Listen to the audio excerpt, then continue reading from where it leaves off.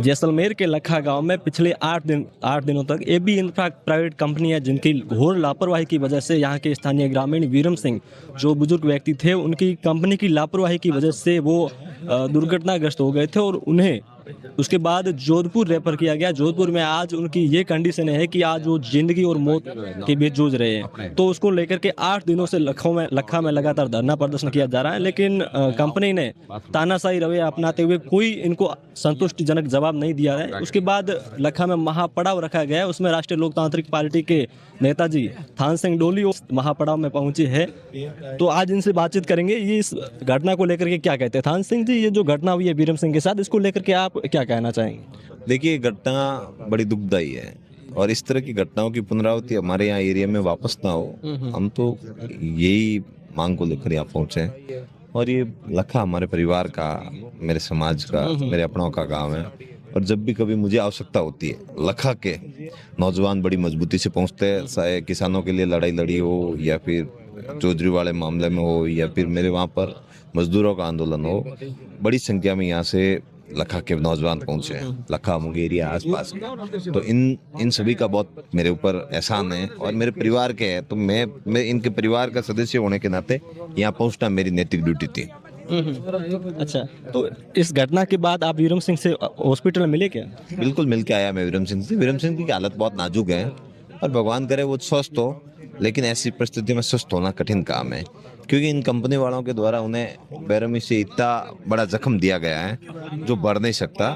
और पिछले 8 दिनों से हम लोग इतने प्रताड़ित है, परेशान हैं कि इनके घर वालों को क्या जवाब दें। कहीं न कहीं स्थानीय जनप्रतिनिधियों की बात कहे या दूसरों की बात कहे तो उन्होंने ढिलाई बरती। 8 दिन के समय में उन्हें आके बात करनी थी। मैंने कंपनी वालों से भी बहुत निवेदन किया, मैंने कहा भैया बात मान जाइए, हर बात पे धरना देना उचित बात नहीं है, कहीं ना कहीं आपको समझना पड़ेगा। लेकिन वो पता नहीं किसकी हठधर्मिता है, मुझे समझ में नहीं आ रहा कि वो कह रहे ये वो माप तोल कर रहे हैं। मैं इस विषय में माप तोल सही नहीं समझता हूँ। गलती किसी से हो जाती है तो उसे दंड मिल जाए, इतना ही बहुत है। इस घटना को लेकर के आपके जैसलमेर प्रशासन से कोई बात? मेरी बात हुई थी एसपी साहब से, मैंने एसपी साहब से निवेदन किया था।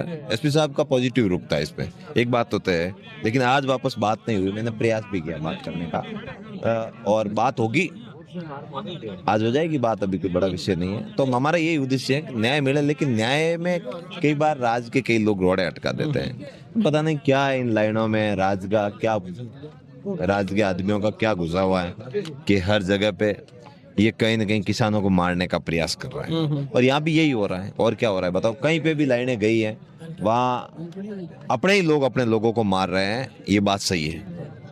अच्छा, इस घटना को आज 8 दिन हो चुके हैं, लेकिन आपके और सी विधायक के अलावा कोई नेता नहीं आया, इसका क्या कारण हो सकता है? देखिए, नेताओं को लगने लगा कि राजपूत समाज बहुत सीधा समाज है और ये समाज सड़क पे आएगा नहीं, और ये समाज सड़क पे नहीं आएगा तो फिर हम क्यों फालतू का कंपनी वालों से बैर मोल लें। उनको ये ना पता था कि थान सिंह जैसे नौजवान इस समाज में तैयार हो गए हैं, जो सतीशी कौम की लड़ाई लड़ते हैं। वो आएंगे, न्याय भी दिलाएंगे और साथ में सभी लोगों को, सभी जनप्रतिनिधियों को लेकर भी आएंगे। तो ये अपने आप में जागृति का परिणाम है कि अपने हक और अधिकार के लिए, मैं कोई भी समाज हो, सतीशी कौम में कोई भी समाज हो, उन सभी समाजों को अपने हक और अधिकार के लिए सड़क पे आना चाहिए। मेरे कई लोग ऐसे भी डरते हैं कि हम बीजेपी के आदमी हैं, हमने भारतीय जनता पार्टी को वोट दिया है। वोट किसी को भी दो, लेकिन जब हक और अधिकार की बात आए, अपने लोगों की बात आए, तो उनको आगे आना चाहिए। और इस तरह सरकारों से नहीं डरना चाहिए, सरकारें अपने से डरनी चाहिए। ऐसा वातावरण तैयार करो, और ऐसा वातावरण तैयार कब होगा? जब वीरम सिंह जैसे भाइयों को न्याय दिलाएंगे और ऐसे मामलों में सड़क पर बड़ी मजबूती से लड़ाई लड़ेंगे। लड़ाइयाँ तभी लड़ी जाती हैं जब उनका समाज, उनके वहाँ के लोग, स्थानीय क्षेत्र के लोग, सतीशी कौम के लोगों का साथ हो, तभी लड़ाइयाँ लड़ी जाती है। नहीं तो लड़ाइयाँ नहीं लड़ी जाती है। जब आप जागरण कार्यक्रम हो, शादी ब्याह का कार्यक्रम हो, और तो वहाँ बड़ी संख्या में गाड़े साजो सामान के साथ पहुंच जाते हो, और जब ऐसे मसलों पर अगर समाज को या किसी भी आपके क्षेत्र के लोगों को जरूरत होती है, तब आप पीछे पीछे हटते हो, तो ये कंपनियां दादागिरी करेगी, और तो क्या करेगी बताओ। और अब जागे, खैर जब जागे तब सवेरा, अब जग गए तो ठीक है। इस घटना को लेकर के आपके राष्ट्रीय अध्यक्ष हनुमान जी से बात हुई? बात हो गई, नेताजी ने कहा जाओ आप। नेताजी कपासन बैठे हैं, रात से ही आपने देखा होगा, माली समाज के बेटे को न्याय दिलाने के लिए। अगर जरूरत पड़ी तो उनका रथ भी इधर मोड़ देंगे, उस बॉर्डर से इस बॉर्डर। उन बड़ा भाई एमपी बॉर्डर पे, छोटा भाई पाकिस्तान बॉर्डर पे बैठे हैं। दोनों मोड़ से दबा रखे हैं। इधर जरूरत पड़ी तो और एक लड़ाके को भेज देंगे, इधर जरूरत पड़ी तो और भेज देंगे, लेकिन हक और अधिकार की बात हमेशा करेंगे।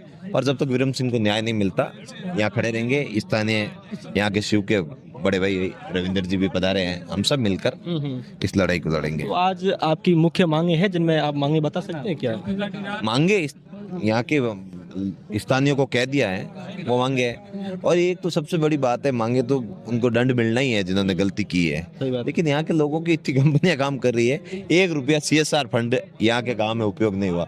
सरपंच साहब कहाँ गए? अभी तो यहाँ बैठे थे, अभी है नहीं। 1 रुपये का CSR फंड यूज नहीं हुआ है। और कंपनी वाले इतना बड़ा काम करे, ना तो इनके पास सेफ्टी वॉल्स है, ना ही इनके पास इनकी परमिशन है। पूरा अनैतिक रूप से काम है। जब आपके पास परमिशन ही नहीं तो फिर ये काम क्यों कर रहे हैं?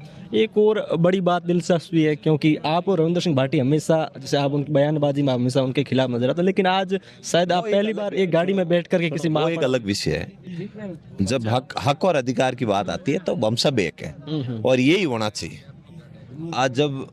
आज जब बात आई कि लखा में हमें न्यायिक में साथ जाना है, तो हम साथ में आ गए, कोई बड़ी बात नहीं है।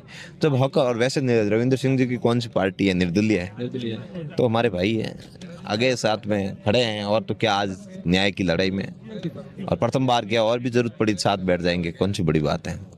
आपको क्या लगता है, रविंद्र सिंह भाटी अगर आपके साथ आ सकते हैं राष्ट्रीय लोकतांत्रिक पार्टी में? अब वो उनका स्वयं का विवेक है, मैं थोड़ी कह सकता हूँ उसमें कि रविंद्र सिंह आए। हम तो यही कहेंगे सभी हमारी पार्टी में आओ। हम तो अशोक जी को कहता हूँ आप हमारी पार्टी में आ जाओ, सरपंच साहब एजाब रखे।